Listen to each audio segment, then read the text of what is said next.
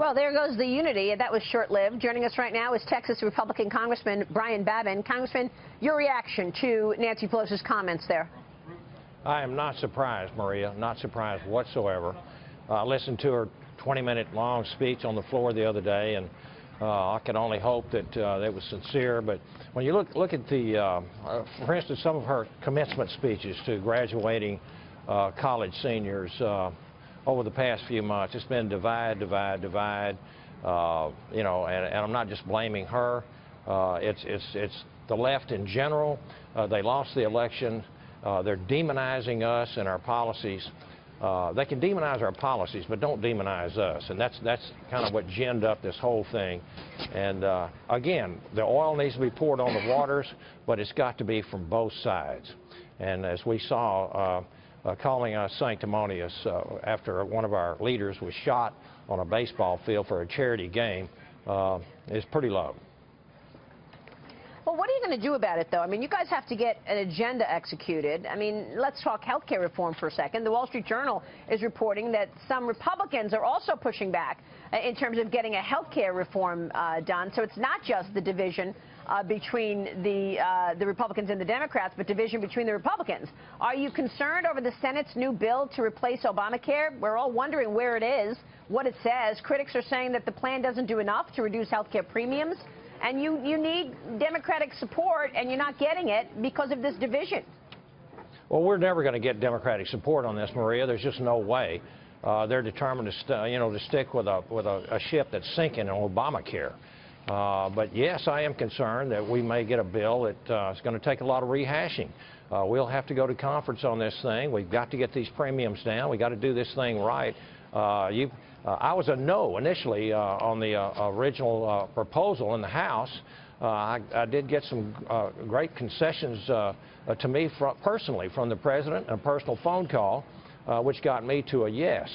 And we held out, and we got a bill. We got one through, and now it's up to the Senate. I'm talking to some of my Texas Senate colleagues, and they're confident we are going to get a bill out. What's going to be in it, I have no clue, but we better get it right, and we better get it get these premiums down, and we absolutely have to replace this spiraling downward Obamacare plan, which is not going to be with us a whole lot longer. Congressman Steve Cortez here. You know, until Labor Day, so roughly 10 weeks or so, I think the Congress is only going to be working 22 days or so, something like that. Most Americans are working a heck of a lot more than that. If you don't get tax reform done, if you don't get tax cuts done, should the Congress stay in session and not take its August recess? I am in favor of that 100%. If we can be useful up here, if we can vote on some things that absolutely need to be done, again, the Trump and the Republican conservative agenda has to be delivered to the American people. That is why we were elected. That's why we won the presidency. And if we don't get it done, I think there's going to be hell to pay in the 2018 or the midterm elections. So we've got to get this done. We need tax reform, regulatory reform, and we've got to get past health care reform and repeal and replace an Obamacare first. Absolutely, you are right.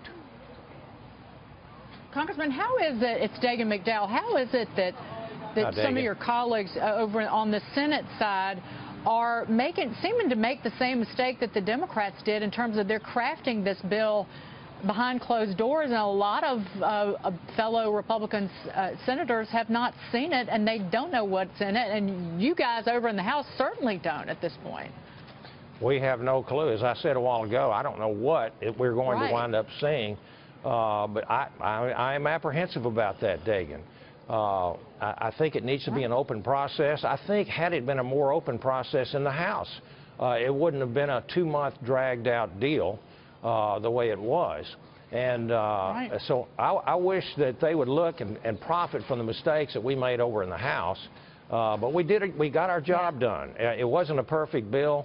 I think it was absolutely more conservative at the time that I got to a yes rather than later as we waited for several weeks. Even a month or two, it became a less conservative bill, in my opinion. But nevertheless, I voted for it. That was the promise we made to the American people to repeal this this terrible bill, which is destroying the healthcare industry in our country. And as a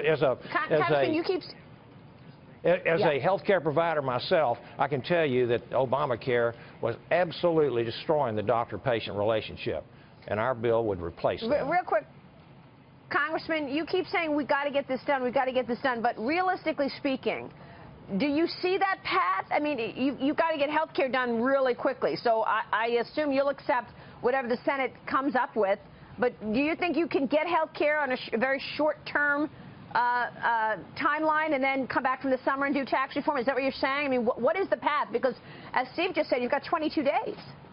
You're exactly right, Maria, and you know, I can't say or even predict what we are going to get, and I can't tell you that I'm going to support whatever comes out of the Senate. We're going to have to make sure that it is something that'll put average Americans back in the saddle and controlling their own health care policies and get these premiums and deductibles down.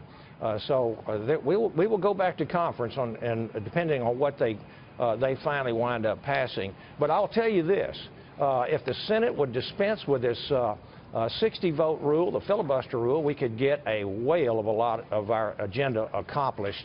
But being dependent on getting 8 Democrats to vote with us on every issue that comes up in the Senate, well, the thing about it, that gives a veto power to Nancy Pelosi and to Chuck Schumer, and it really shouldn't happen. We wouldn't have Judge Gorsuch right now had we not done so. All right, Congressman, good to have you on the program. We'll be watching. Thanks so much. Thank Congressman you, Maria. Brian Babin.